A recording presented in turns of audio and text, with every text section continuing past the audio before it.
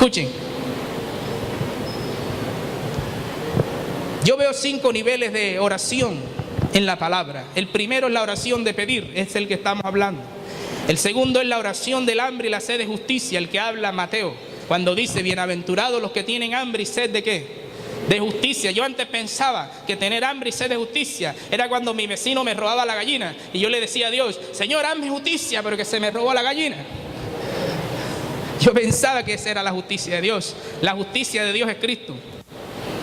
Tener hambre y sed de justicia es tener hambre y sed de ser como Cristo es. ¿Sabes por qué? Porque la Biblia dice, el que dice que permanece en Él debe andar como Él anduvo. Yo no voy a poder andar como Él anduvo a no ser que tenga esa hambre y sed de justicia.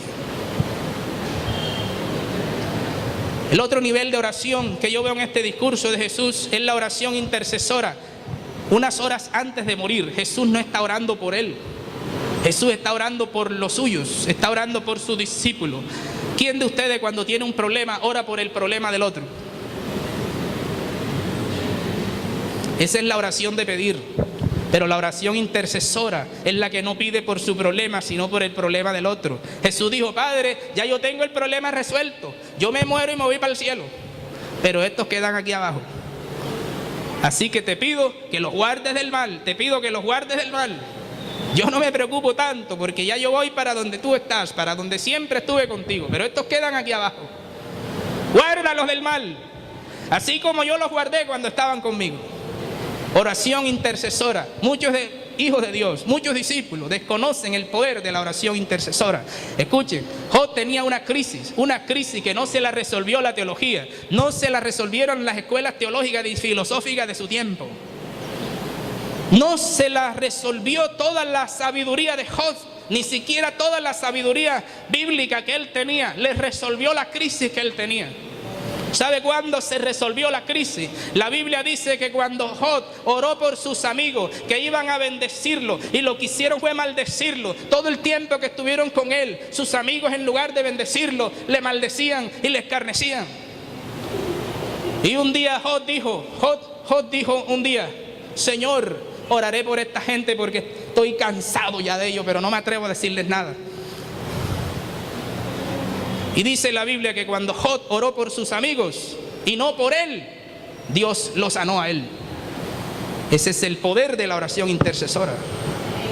Y la mayoría de nosotros conocemos nada más la oración de pedir. Pedir y pedir, pedir. Como dijo un pastor, la oración del dame, sáname, libérame. La oración de pedir no es la única que existe. Otro nivel de oración se llama la oración contemplativa. Salmo 27:4. Dice el salmista, una cosa he demandado al Señor y esta buscaré, que esté yo todos los días de mi vida en la casa del Señor para contemplar. ¿Contemplar qué? ¿Usted qué debe estar haciendo aquí en esta mañana? Diciéndole al Señor, yo quiero contemplarte. Quiero contemplarte.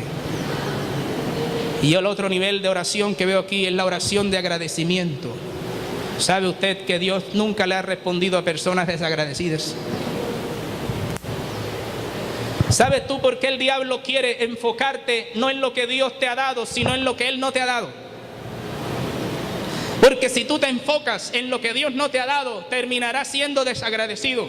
Y el diablo sabe que Dios no puede responderte en una actitud de desagradecimiento. Escuchen, todos los árboles del huerto se podían comer menos uno. Y tú sabes dónde el diablo enfocó a Adán y Eva. En lo que Dios no les había dado. Yo te pregunto, ¿qué era mayor? ¿Lo que Dios no le había dado o lo que le había dado? Más era lo que Dios le había dado que lo que no les había dado. Y el diablo los hizo enfocarse en lo que Dios no les había dado. Y por eso, como decimos nosotros acá en Cincelejano, perdieron el año. Y esa es la misma táctica que el enemigo usa hoy con los discípulos de Cristo.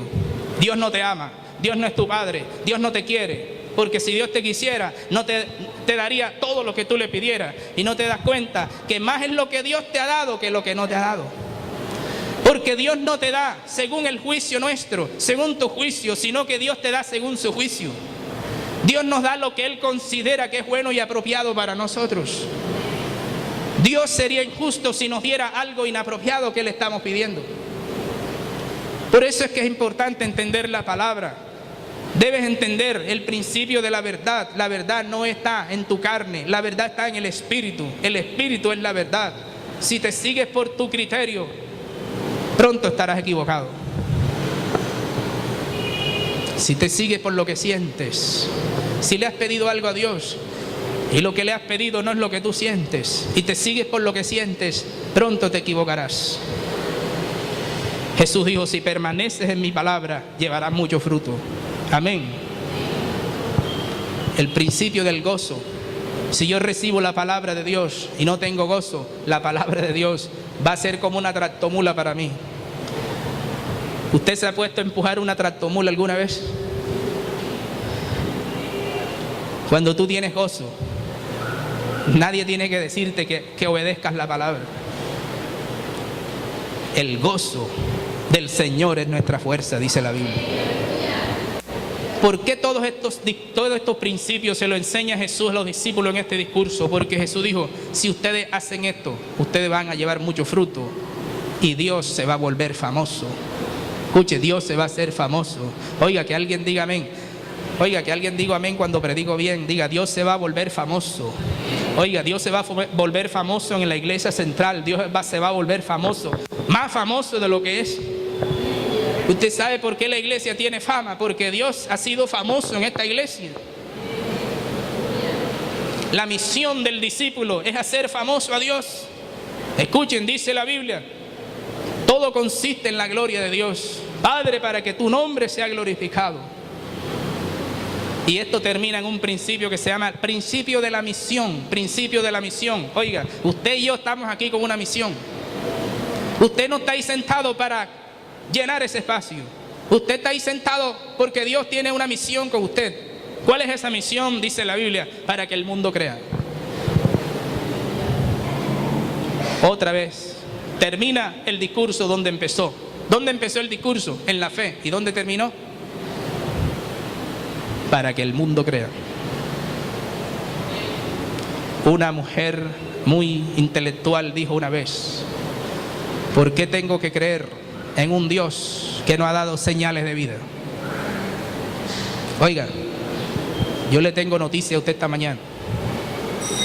Dios lo ha llamado a usted y a mí, para que el mundo crea que hay un Dios que tiene vida. ¿Cuántos alaban a Dios? Que hay un Dios que está vivo. Lo que pasa es que Dios no se revela como nosotros pensamos. Dios tiene su propia manera de revelarse. No es con nuestra sabiduría, es con su palabra. Vamos a estar de pie.